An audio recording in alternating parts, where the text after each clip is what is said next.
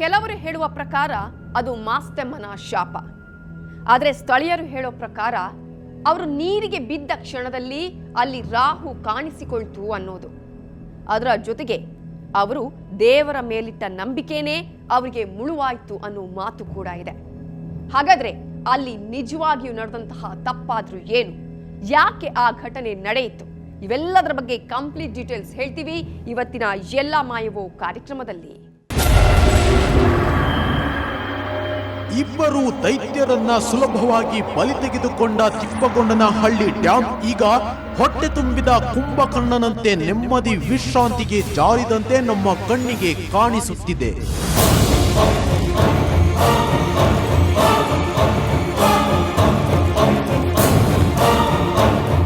ಇತ್ತ ಉದಯ್ ಮತ್ತು ಅನಿಲ್ ಕುಟುಂಬ ಆದ ಶಾಕ್ನಿಂದ ಇನ್ನೂ ಹೊರಬಂದಿಲ್ಲ.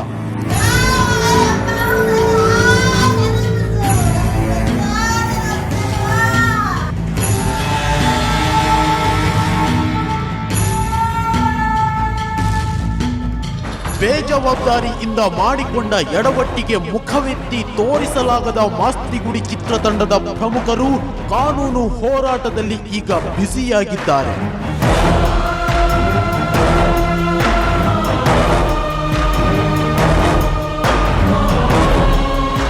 ಆದ್ರೆ ಯಾವ ತಪ್ಪನ್ನು ಮಾಡದ ಅಮಾಯಕರಿಬ್ಬರು ಮಾತ್ರ ಮತ್ತೆ ಎದ್ದೇಳಲಾಗದ ಚಿರನಿದ್ರೆಗೆ ಜಾರಿದ್ದಾರೆ.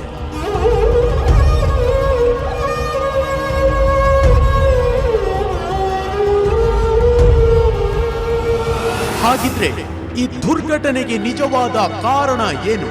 ಘಟನೆ ಜರುಗಿದ ಮೇಲೆ ಅನೇಕ ಮಾತುಗಳು ನಮ್ಮ ಸುತ್ತ ಕೇಳಿ ಬರ್ತಿವೆ. ಚಿತ್ರಕ್ಕೆ ಮಾಸ್ತಿಗುಡಿ ಹೆಸರಿಟ್ಟಿದ್ಕೇನೆ ಹೀಗೆಲ್ಲ ಅನಾಹುತವಾಯ್ತು. ಇದು ನಾಗರಹೊಳೆ ಕಾಡು ದೇವತೆ ಮಾಸ್ತೆಮ್ಮನ ಶಾಪ. ಗಂಧದ ಗುಡಿ ಸಿನಿಮಾ ಕ್ಲೈಮ್ಯಾಕ್ಸ್ ನಲ್ಲೂ ಹೀಗೆ ಆಗಿತ್ತು ಎಂದೆಲ್ಲ ಜನರು ಮಾತನಾಡಿಕೊಳ್ತಿದ್ದಾರೆ. ಏನಂತಂದರೆ ವಿಲನ್ಗಳು ಈಗ ನಮ್ಮ ನೇಚರ್ ಫಾರೆಸ್ಟ್ನ ಹಾಳು ಮಾಡಬೇಕು ಅಂತ ಒಂದಷ್ಟು ಏನೋ ಒಂದು ಪ್ಲ್ಯಾನ್ ಮಾಡ್ಕೊಂಡು ಬಂದಿರ್ತಾರೆ. ಅದನ್ನು ತಡೆಯೋಕ್ಕೆ ಹೀರೋ ಬಂದಾಗ ಇವ್ರು ಎಸ್ಕೇಪ್ ಆಗ್ಬೋದಿರ್ತಾರೆ. ಅವ್ರನ್ನ ಹಿಡಿದು ಎಳ್ಕೊಂಡು ಬರೋವಂಥದ್ದು ಒಂದು ಸಿಚುವೇಶನು.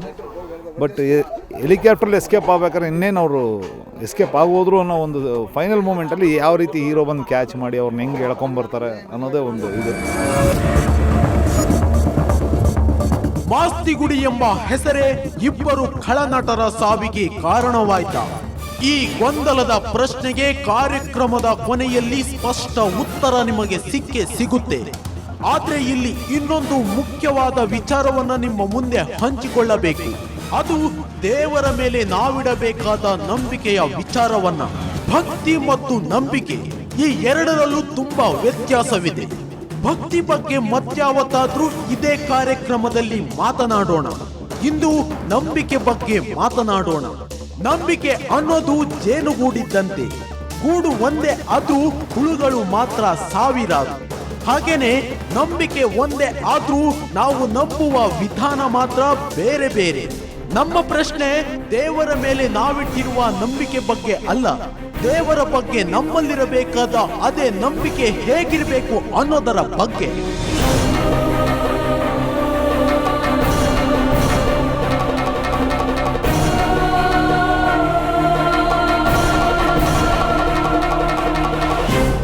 ಇದೇ ಪ್ರಶ್ನೆಯನ್ನ ನಾವ್ಯಾಕೆ ಎತ್ಕೊಳ್ತಿರೋದು ಅಂದ್ರೆ ನಂಬಿ ಕೆಟ್ಟವರಿಲ್ಲ ಎಂಬ ಮಾತಿದೆ. ಆದ್ರೆ ಈ ಇಬ್ಬರು ತಮ್ಮಲ್ಲಿದ್ದ ಆಳವಾದ ನಂಬಿಕೆಯಿಂದಲೇ ಇಂದು ನಮ್ಮ ಮಧ್ಯ ಇಲ್ಲವಾಗಿದ್ದಾರೆ.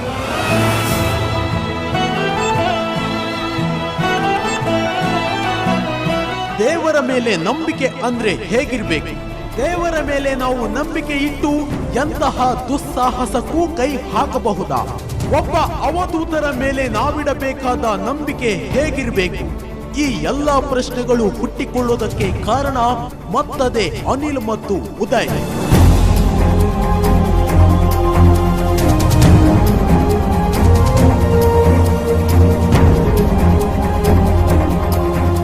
ಆ ಸಾಹಸ ದೃಶ್ಯ ಶೂಟ್ಗೆ ಹೋಗಕ್ಕೂ ಮುನ್ನ ಇಬ್ಬರು ಪ್ರಮುಖವಾದಂತಹ ಒಂದು ಮಾತನ್ನ ಹೇಳ್ತಿದ್ದಾರೆ. ಅದನ್ನ ಗಮನವಿಟ್ಟು ಒಮ್ಮೆ ಕೇಳಿ. ಸರ್, ಫಸ್ಟ್ ಟೈಮ್ ನಾನು ಮಾಡ್ತಾ ಇರೋದು. ಆ್ಯಕ್ಚುಲಿ ನನಗೆ ಒಂದು ಫಸ್ಟ್ ಫ್ಲೋರಿಂದ ನಿಂತ್ಕೊಂಡು ಕೆಳಗಡೆ ನೋಡಿದ್ರೆ ಆಗಲ್ಲ, ತುಂಬ ತಲೆ ಇದಿದೆ. ಸೊ ಇದೇನೋ ಮಾಡಲೇಬೇಕಂತ ಪರಿಸ್ಥಿತಿ, ಆಮೇಲೆ ಮಾಡಬೇಕು ಅಂತ ಇರೋ ಒಂದು ಶಾಟ್ ಇದು. ಸೊ ಮಾಡಲೇಬೇಕು, ಹಂಗಾಗಿ ಮಾಡ್ತಾಯಿದ್ವಿ. ದೇವ್ರ ಬಾರಕ್ಕೆ ಫಸ್ಟ್ ಟೈಮ್ ಎಗಿರ್ತಾ ಇದ್ದೀವಿ. ಫಸ್ಟ್ ಟೈಮೇ ಹೆಲಿಕಾಪ್ಟರ್ ಹತ್ತಾ ಇರೋದೇ ಫಸ್ಟ್ ಟೈಮು.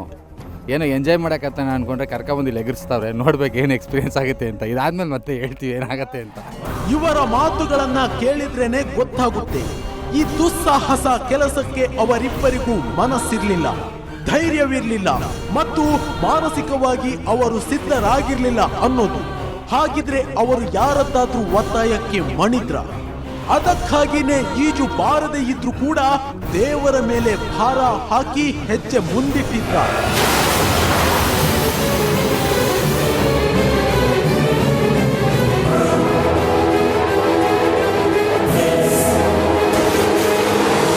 ನಿಜಕ್ಕೂ ದೇವರು ಇದ್ದಿದ್ದೇ ಆದ್ರೆ ಆ ಭಗವಂತನಿಗೆ ಈ ಅಮಾಯಕರನ್ನ ಉಳಿಸಿಕೊಳ್ಳಲು ಯಾಕೆ ಆಗಲಿಲ್ಲ? ಮುಳುಗುತ್ತಿರುವವರ ಹತ್ರಕ್ಕೆ ಕಡ್ಡಿ ರೂಪದಲ್ಲಾದ್ರೂ ಹೋಗಿ ದೇವರು ಕಾಪಾಡಬಹುದಿತ್ತಲ್ಲವೇ? ಹಾಗಿದ್ರೆ ದೇವರಿರೋದು ಶುದ್ಧ ಸುಳ್ಳು ಎಂದು ನಾವು ಹೇಳಲು ನಮ್ಮಿಂದ ಸಾಧ್ಯವಾಗುತ್ತಿಲ್ಲ. ಯಾಕಂದ್ರೆ ನೀರಲ್ಲಿ ಬಿದ್ದ 3 ಪೈಕಿ ದುನಿಯಾ ವಿಜಿ ಬಚಾವಾಗಿ ಬಂದಿದ್ದಾರೆ. ಇಲ್ಲಿ ಅಚ್ಚರಿ ಏನು ಅಂದ್ರೆ ವಿಜಿ ಅವರು ಬದುಕುಳಿದಿದ್ದು ಒಬ್ಬ ದೇವರ ಸ್ವರೂಪಿ ಅವಧೂತರಿಂದಂತೆ.